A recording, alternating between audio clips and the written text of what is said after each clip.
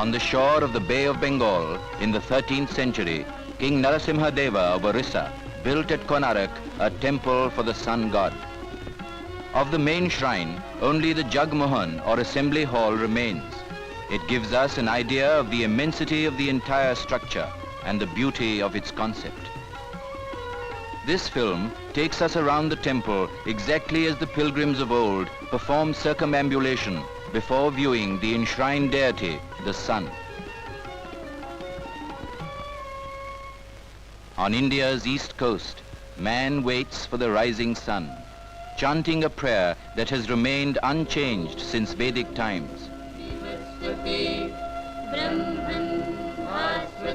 It is in praise of the sun god, source of the energy that creates life and bestows life equally to all beings.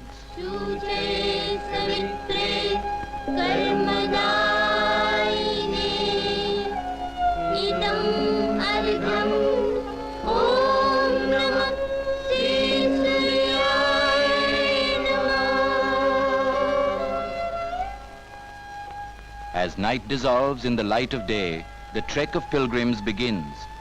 They make their way on foot and on bullock cart to the mighty temple of Konark, which embodies the sun's radiance.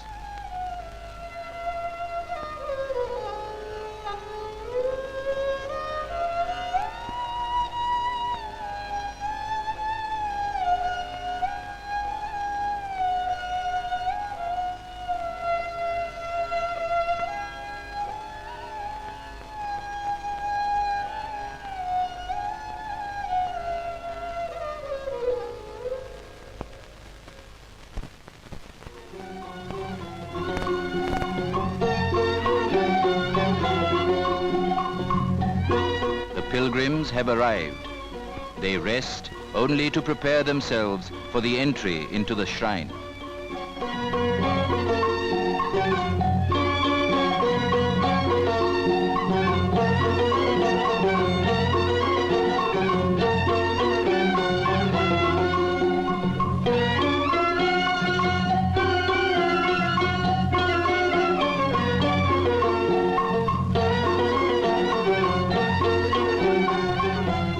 Above the main door were once these 9 planets.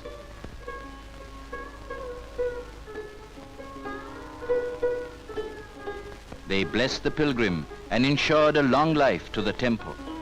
Benign and fierce, good and evil, they are the masters of time and space, the molders of destiny. The circumambulation begins.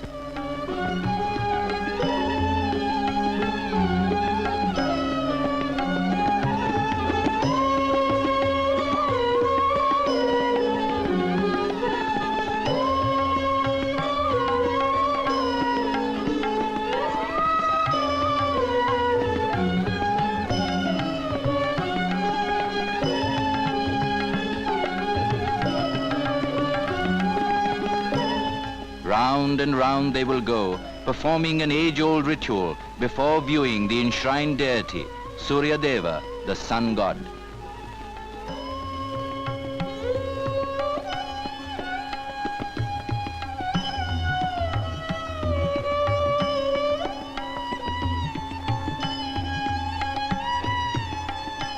Detached from the main shrine is a square structure known to some as the Nat Mandir, or the hall of dance, drama and music. Carved on the walls of the platform are large numbers of dancing and musical figures, vibrant, rhythmic, joyous.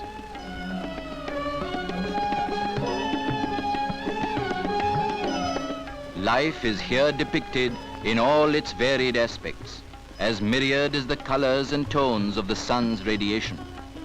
It is the sculptor's rendering of the abundant and vital creative force of Surya, who resides within the walls of the temple.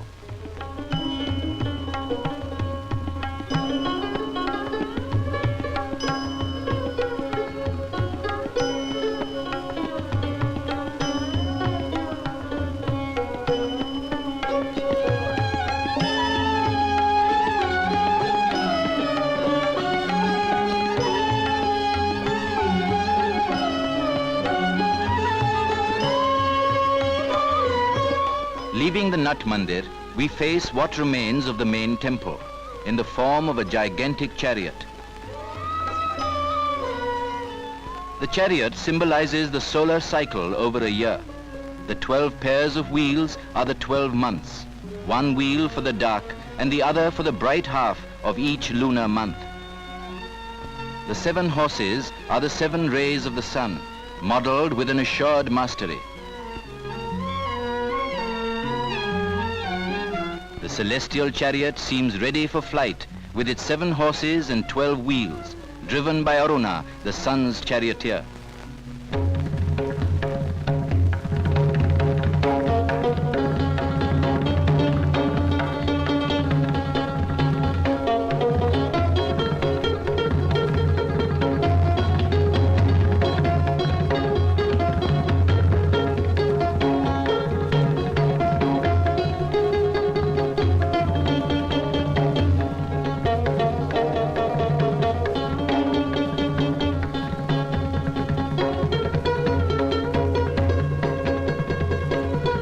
The illusion is complete. Surya Deva blazes his way through the heavens.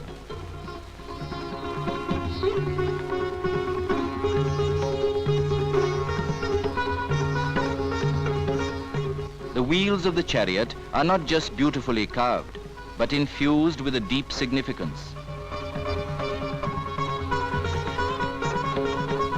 Each lotus-centered wheel, with its 8 major and 8 minor spokes, represents the revolving sun wheel, encompassing time and space.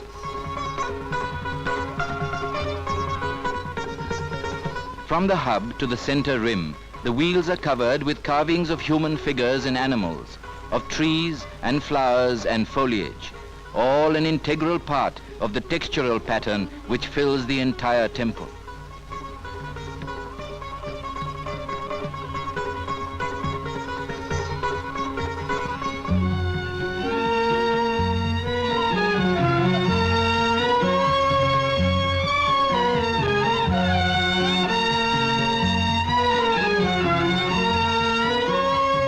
In whichever direction the eyes turn, there is a remarkable continuation of the same theme, executed with the same exquisite sensitivity. The life of long ago, transfixed for posterity by the chisels of hundreds of sculptors, stone carved with a passion seldom known.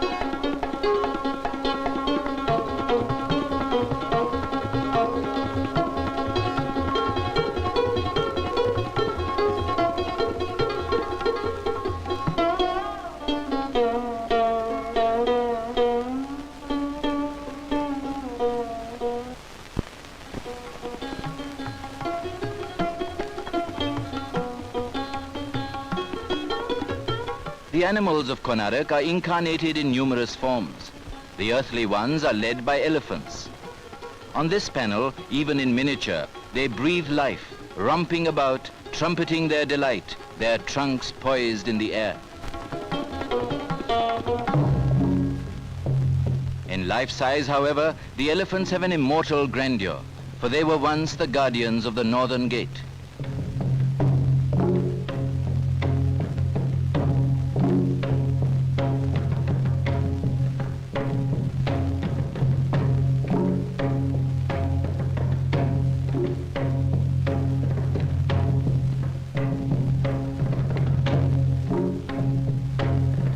And there the war horses, led by their grooms and trampling upon fallen foes, for they were once the guardians of the southern gate. A little bigger than life-size, these animals are seen in spirited postures.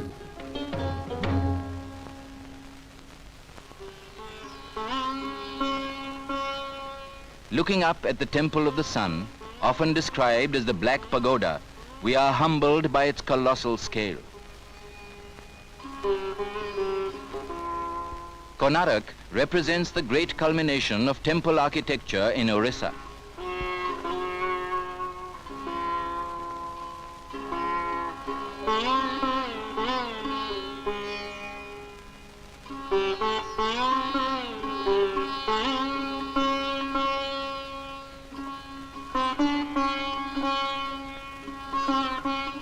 The roof, tier upon tier, rises pyramid-like against the sky to a lotus-crowned pinnacle, the massive, pure stone, the Amalak. On the first and second of these cornices, we behold the Sura Sundaris, the heavenly beauties, boldly conceived, standing out against the blue sky.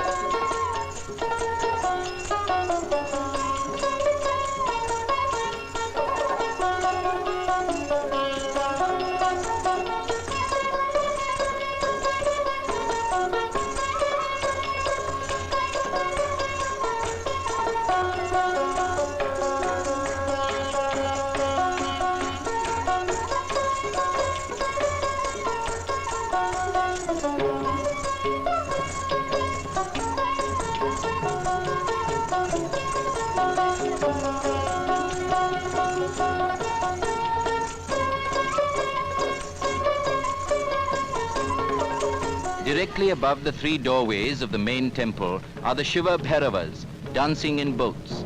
Shiva manifest as the terrible destroyer.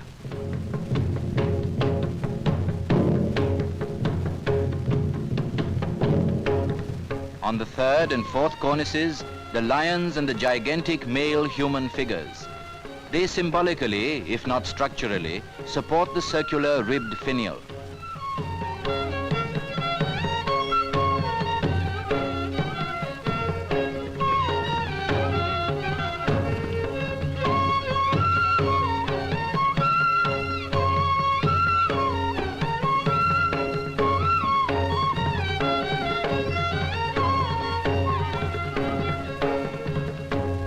There are three shrines buttressed on the temple. The southern shrine with an image of the sun. High boots cover his legs. He wears a cloth of delicately figured muslin. His earrings, necklace, sacred thread and girdle are all beautifully wrought. No detail of the composition escapes the master sculptors of the 13th century.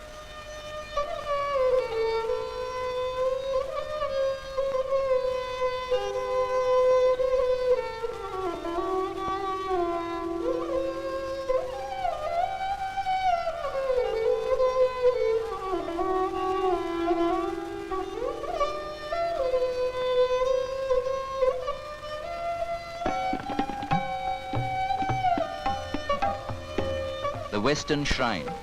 The image here is much the same iconographically.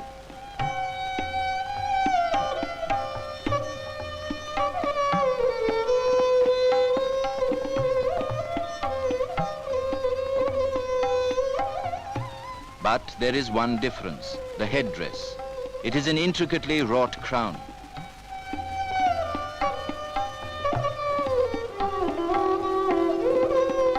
The shrine on the north. Here, the image of the sun is not seen on a chariot, but riding a galloping sun horse.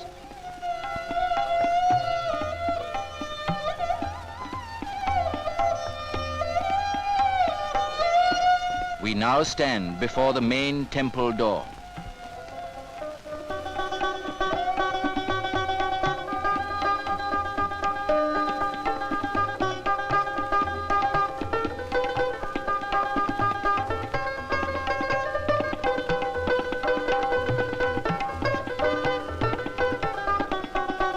It reminds us of everything we have seen and experienced. It explains to us once again the meaning and significance of entry into the temple, that life is a veil behind or within which is God, that the temple is an image of this life. The carvings and reliefs are profuse, throbbing as it were with the boundless creative energy of the sun.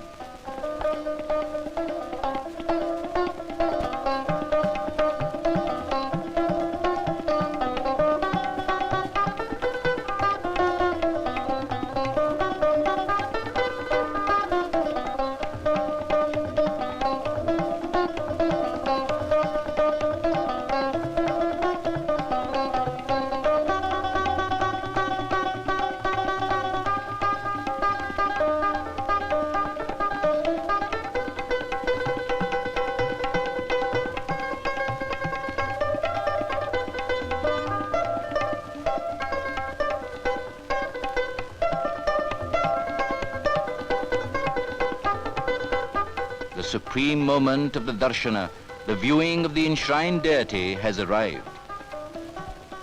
The pilgrim enters the Garbhagriha, the sanctum sanctorum. Today, there is only this broken pedestal under the open sky, the god missing and no one knows where. Yet for the devotee, he is here, always for eternity. Surya Deva, pervading the air, the earth and heaven, the soul of all that moves or stands.